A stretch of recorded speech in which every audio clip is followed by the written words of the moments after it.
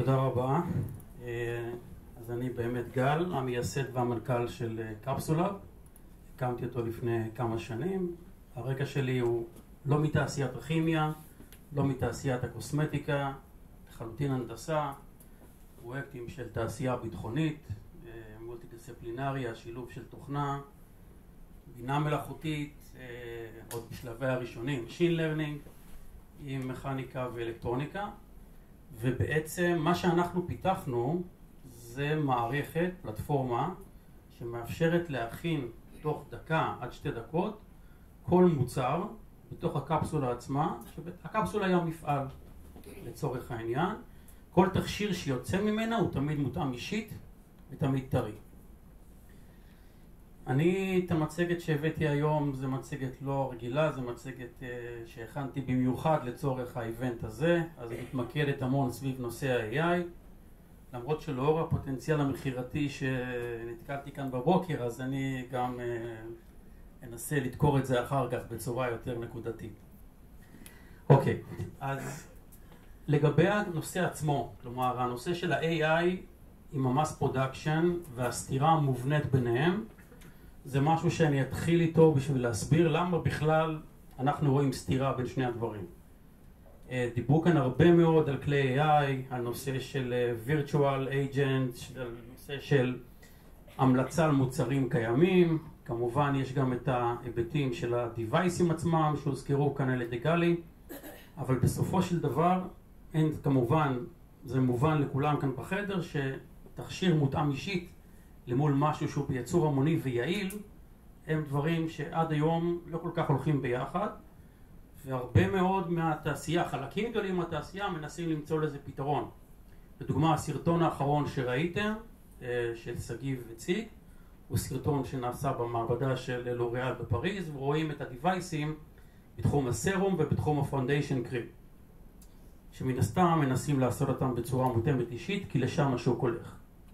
עכשיו, זה שקף שגנבתי מאורן, הוא שלח לי בטעות, עשיתי קופי, והסיבה שאני מציג אותו כאן זה כי בעצם יש כאן איזשהו שוק שגדל, ויש כאן למעלה מונח שנקרא קצב גידול שנתי של 21%.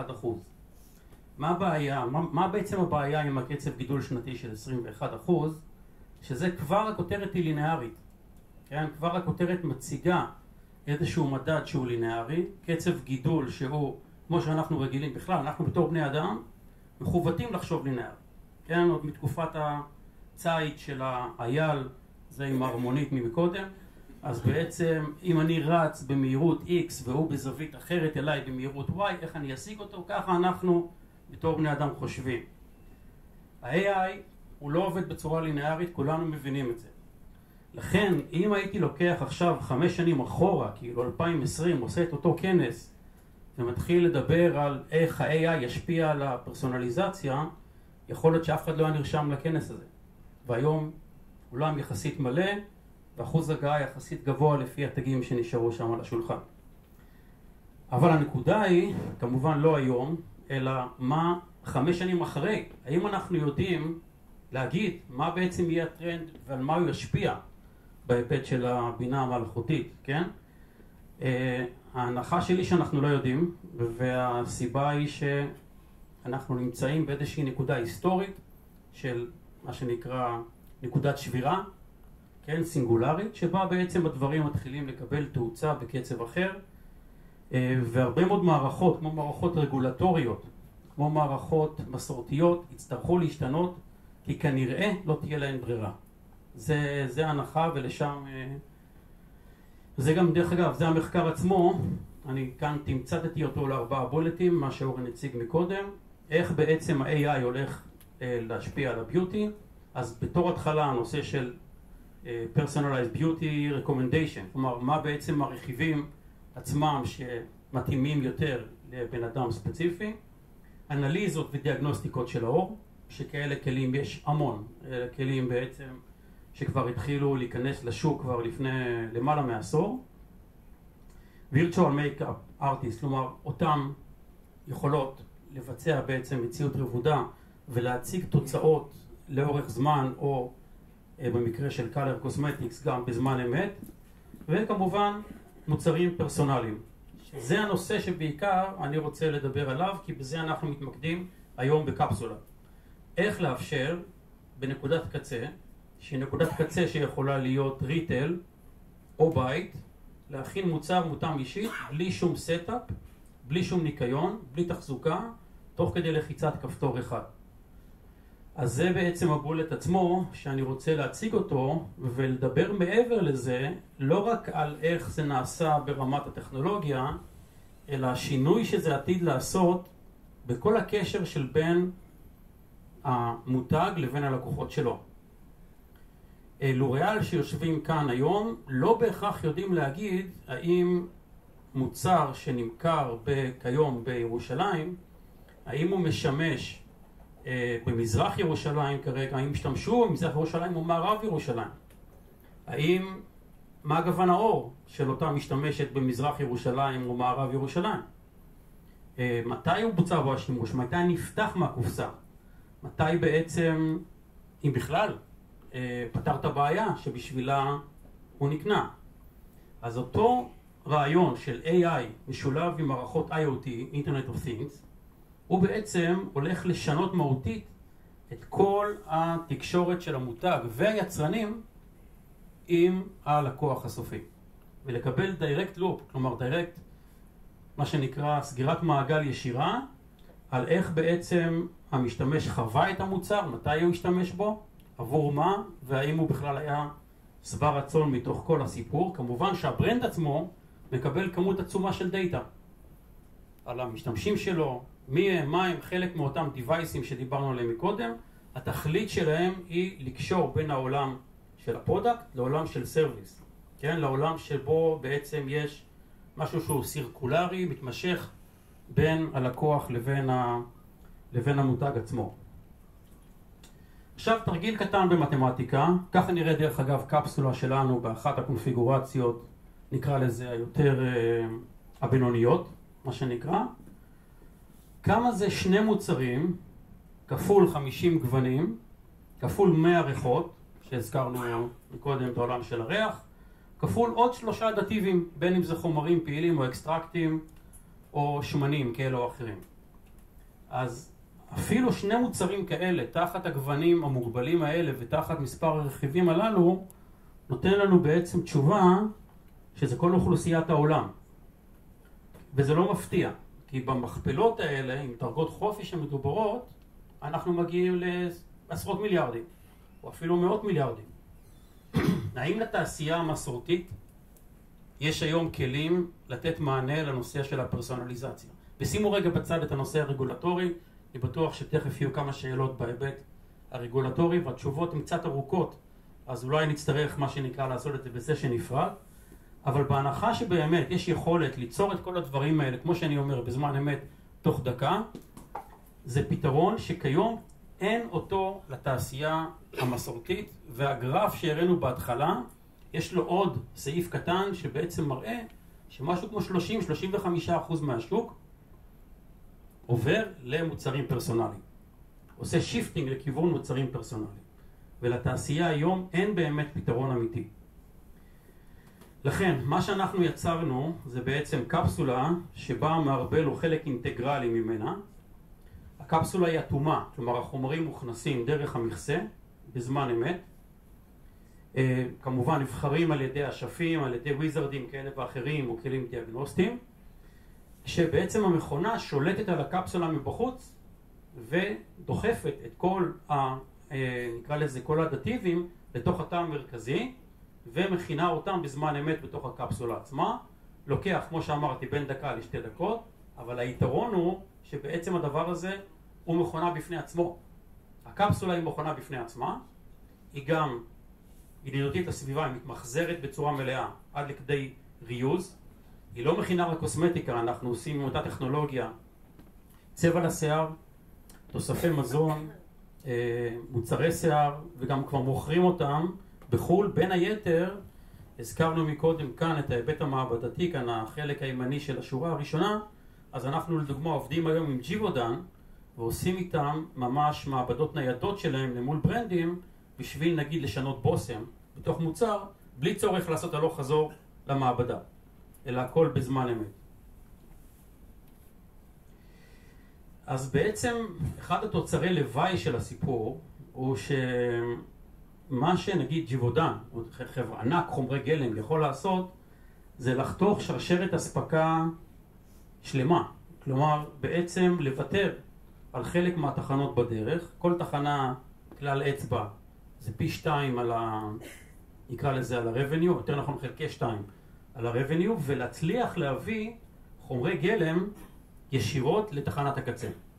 תחנת הקצה זה ריטל או קליניקה או בית. לא כרגע, אבל בהמשך גם בית.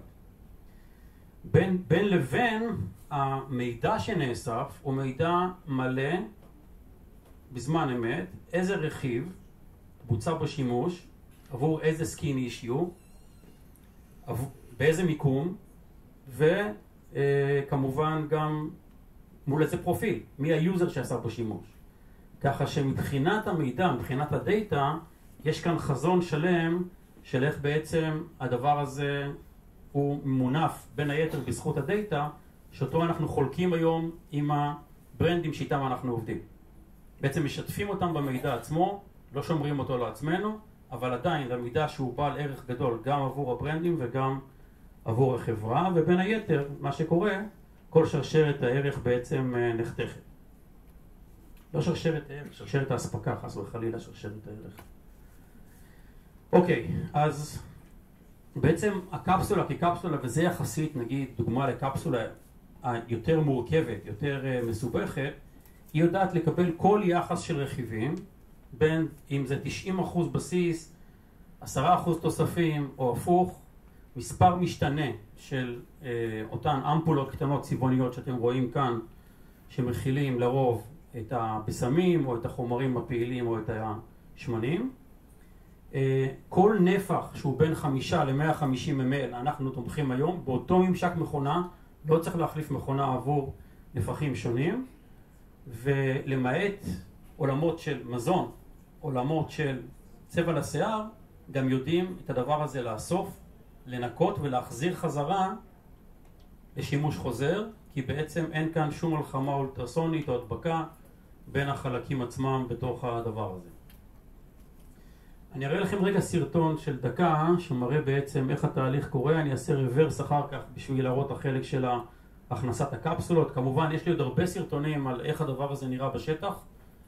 לא מציג אותם כאן כרגע במצגת הזאת, אבל מי שכמובן מעוניין יראה לו גם איך מותגים עובדים עם זה היום.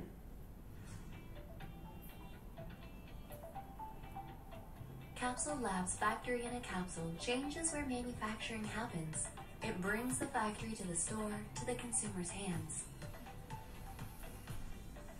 המכונה היא בגודל של מכונת נספרסו.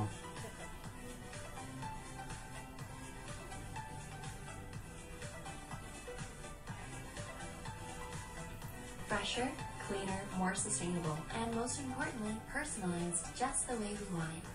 With one button, one capsule, in 1 minute, you can manufacture any CPG product in real time, at home, or in retail locations. Pharma cosmetics and wellness products made on demand to ensure supply will match demand perfectly. Capsule Lab. Factory in a capsule. אוקיי, אז בעצם ההכנסה כאן שאתם רואים, זה בעצם אמפולות הכי קטנות, נפח של 0.3 ml, ככה הן משתלבות על ידי היוזר, תהליך שלוקח שניות.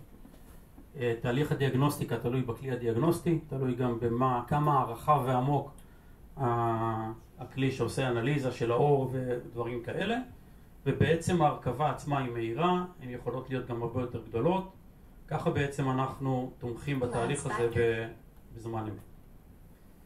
אוקיי, אז לקראת סיום, תכף אני גם אתן קצת זמן לשאלות, בעצם אלה הישויות שמרכיבים את הפלטפורמה שלנו.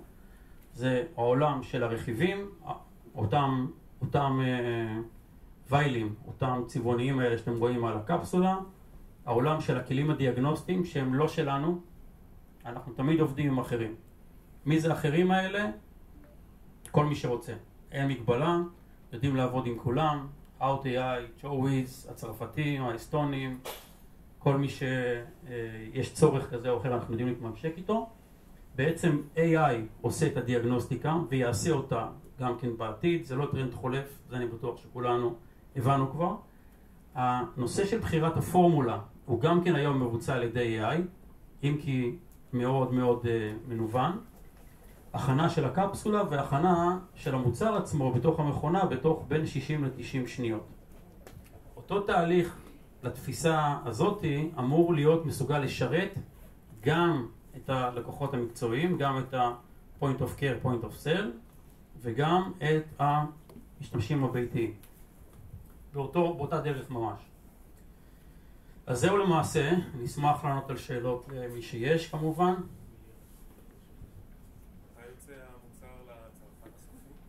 שאלה טובה, צריך לגייס כמה מיליונים טובים בנוסף. עשינו את כל זה עם $3 מיליון, כולל הרבה מאוד פטנטים סביב הדבר הזה, ועל מנת להגיע לשוק הפרטי צריך עוד צוות ועוד משאבים. גל, יש לי שאלה, יש שם המון שונות אבל בחומרים, בבייסס, איך יודעים מה נכנס לקפסולה, כי זה עולם נורא מגוון. אתה מדבר על הנפחים של התוספים עצמם? בחומרים עצמם, כל מוצר הוא שונה, מוצר שיער, מוצר קוסמטיקה, כל מיני שונה, והבסיסים שלהם שונים, הבשרים שלהם שונים. כמובן, אז התוכנה היא לא נגמרת רק במכונה, בשרת ובאפליקציות, היא גם על גבי הקפסולה עצמה. כל קפסולה מזוהה ויש לה קונפיגורציה ספציפית, כולל פרוטוקול של ערבול. כן? כלומר, כמה סלד, כמה תת לחץ, כמה על לחץ, תוך כדי ערבול, אבל זה לא יצור מאפס. אבל יש אינסוף רכיבים פוטנציאליים שאפשר להשתמש בהם. כל אמפולה יכולה להכיל כמה רכיבים. בסוף זה עניין של דרגות חופש. כן? בואו נניח מוצרים שמכילים היום 40 רכיבים בתוך המוצר, 20 מתוכם יהיו בבסיס, ועוד 20 יהיו נגיד בקומבינציות בתוך האמפולות עצמן. בעולם של עריכות נגיד, זה אפילו באיזשהו מקום יותר קל, כי נגיד להחליף היום צבע, גוון, פיגמנט או בוסם למול בסיס קיים, זה ערבול מהיר, זה פשוט, זה עולם קל.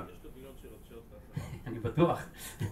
בגלל זה אמרתי, זה יותר מחירתי ממה שחשבתי בהקשר הזה. אבל כן, בכל מקרה, כמובן, לא בכל מקרה, היצור הוא באמת מחליף את כן, אפשר לקרוא תיגר על כל הדיווייסים ועל כל העולם של החיבור, קישוריות IoT.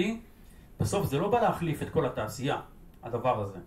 כמובן שדודים של 1 טון, 2 טון, שיודעים להרבל כמות גדולה, הם יותר יעילים מבחינת האפקטיביות, מבחינת המחיר.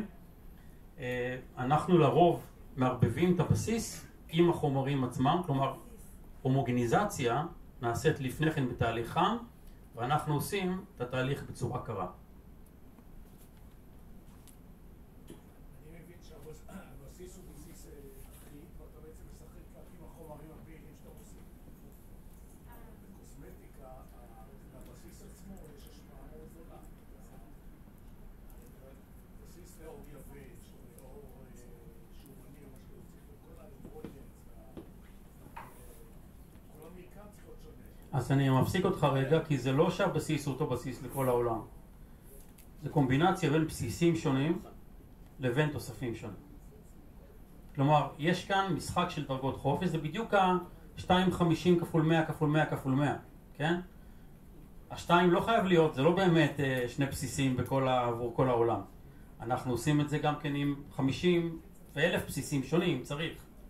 אבל ספציפית, עם שני בסיסים, אתה יכול להגיע ל10 מיליארד קומבינציות, וזה בעצם הדרגות חופש שאנחנו בעצם מאפשרים אותם, גם בקונפיגורציה הזאת. יש קונפיגורציות של 10 תוספים, וגם 18. טוב. תודה רבה. תודה רבה.